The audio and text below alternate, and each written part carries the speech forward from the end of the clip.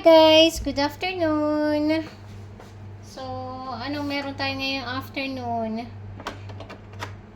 Wala namang importante, wala namang special. Magluluto lang ako ng pananghalian namin.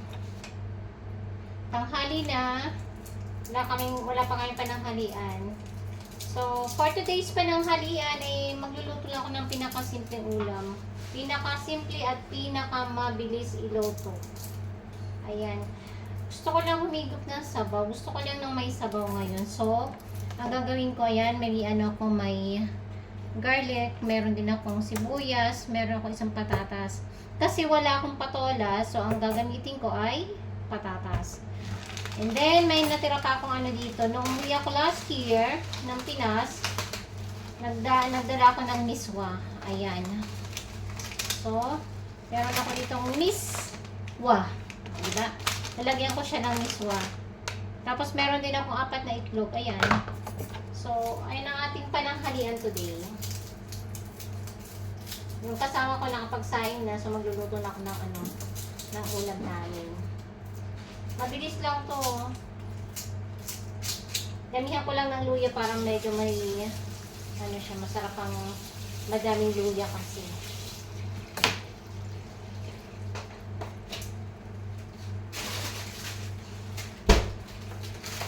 Ayan. Yung luya namin frozen. Kasi kung bumili si Mayora, madamihan. Kaya ginagawa ko para hindi siya masira. Ini-slice ko na siya. Saka ko siya nilalagay sa freezer. So, pag gagamit ako, mas mabilis na lang, mas mabilis na lang kasi nakabalat naman na siya. Slice na pati siya. So, ayan, ganun lang siya kasimple.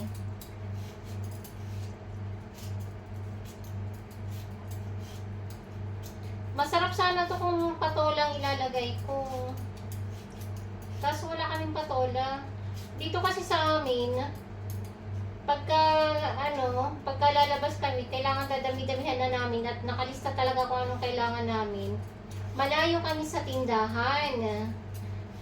So, dahil malayo nga kami sa tindahan, pag may mga kailangan lang kami mabilisan, hindi kami makabili.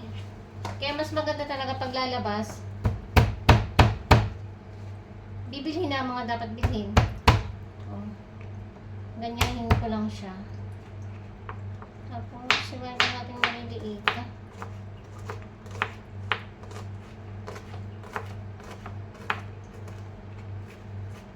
Wala na ako naka-stock na bawang din na kasi hindi naman kami araw-araw nagluluto. Pag nandito na lang sila amo, saka na kayo mag-i-stock ng bawang na durog. Sa ngayon, ganito na lang muna.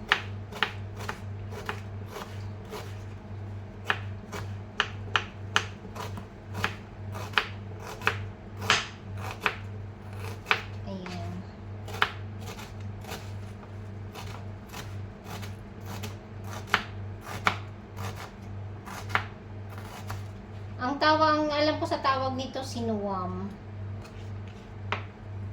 Ito ang tawag ng mga Tagalog, sinuwam.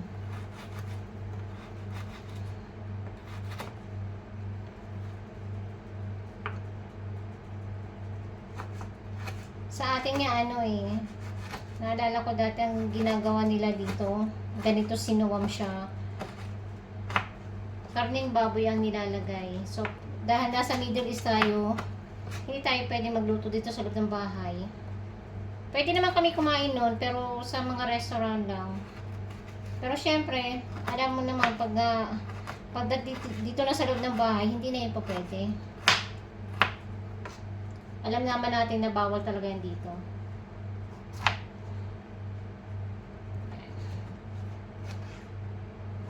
Kumakain lang kami ng pagka oras ng labas namin, pag mag-day off kami, ayan. Kaya madalas, pag nag-day off kami, hindi kami napupunta sa mga restaurant ng mga katulad ng, sa mga pangalan nito. Sabihin natin McDonald's, o ano meron dito. Sa restaurant talaga kami ng Pinoy restaurant talaga kami kasi nandun lahat ng mga pagkain Pinoy. Siyempre, namimiss namin kumain ng gano'n kaya doon kami napunta. So, ayun umpisa na tayo magluto. Mabilis lang yan. Gusto ko lang humigop ng masabaw kasi mahap yung sikmura ko. Hindi ko alam. Ito yung ulam na napakabilis gawin. Yan. Berly, tanggalin mo na kasi ito. Unahin natin yung luya. Kaya nandito yung buhay ng ating lulutuin. Luya talagang pinakamasarap pa.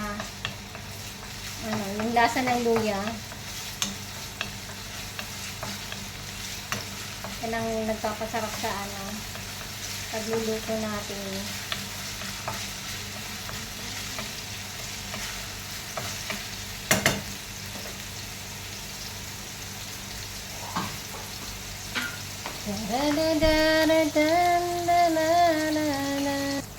Ayan. Tapos sunodin natin yung bawang at saka sibuyas. Tapos samahin na natin sila.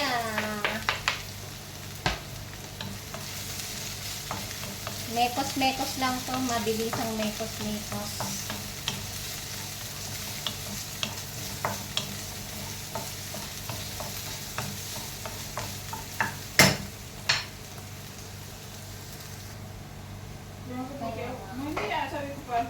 Lagyan natin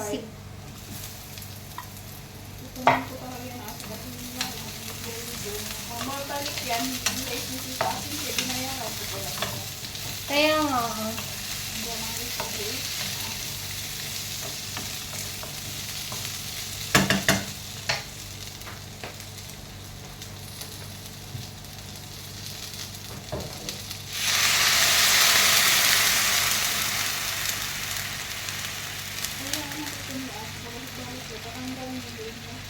Ha? Siguro sabi niya, Yaya, please, tanggalin mo rin nasa leg mo. Nagtingin niya sa akin na eh. Yaya, please, tanggalin mo na yung nasa leeg ko ba? Ito na, malapit na to. Palambutin lang natin yung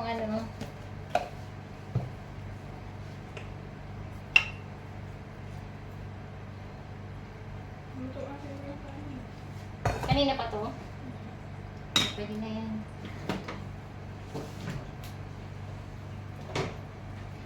Nakalimutan ko ang oyster sauce. Habol natin.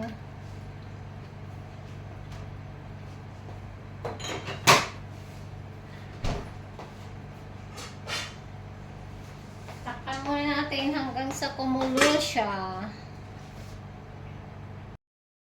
Ayan, tingnan na natin. Taradan! Open! Oh! O, diba? Kumukulo-kulo na siya. Tikman muna natin ang lasa.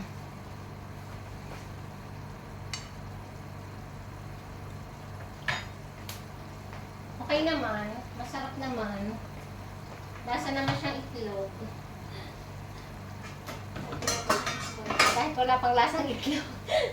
Lasang itlog. Wala pang lasang itlog. Wala pa yung itlog. Lagyan na natin yung itlog. Isa. Aray ko mainit masyado. Ay, kalabaw. Dalawa. I-follow up mo kaya yan, dahil bayad na yan. Tatlo. Apat. Ayun. Gusto ko lang humigop ng sabaw. Kaya ako sabaw ng itlog.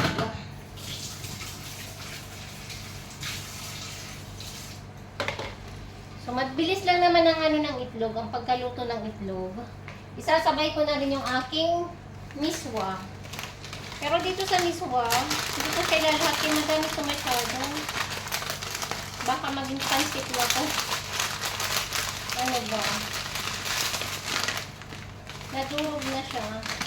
Durugin ko na talaga siya.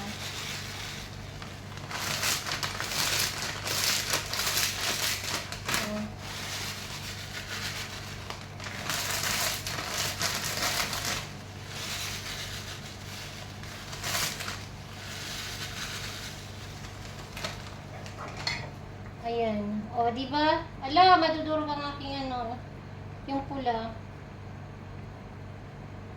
Hindi ko lang siya haluin ng masyado kasi madudurog yung ano, yung itlog.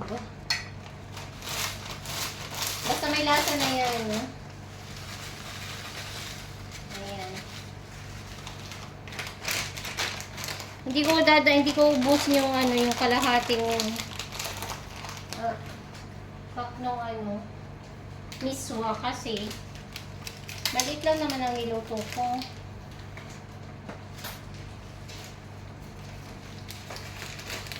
So, ayan. Pag na, ano na yan, mga ilang kulo lang yan, pwede na yan. Kakain na tayo. Pero yung itlog, hindi pa ano. Takpan muna natin saglit.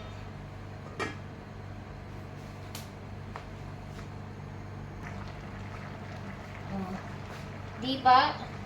Ayan, dumami yung miswa, nawala ang sabaw.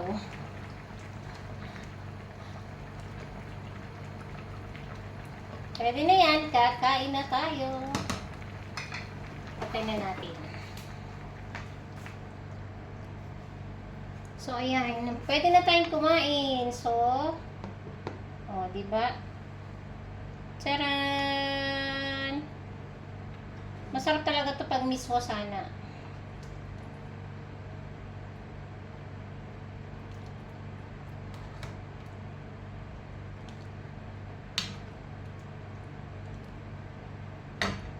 Charan! Kain na tayo!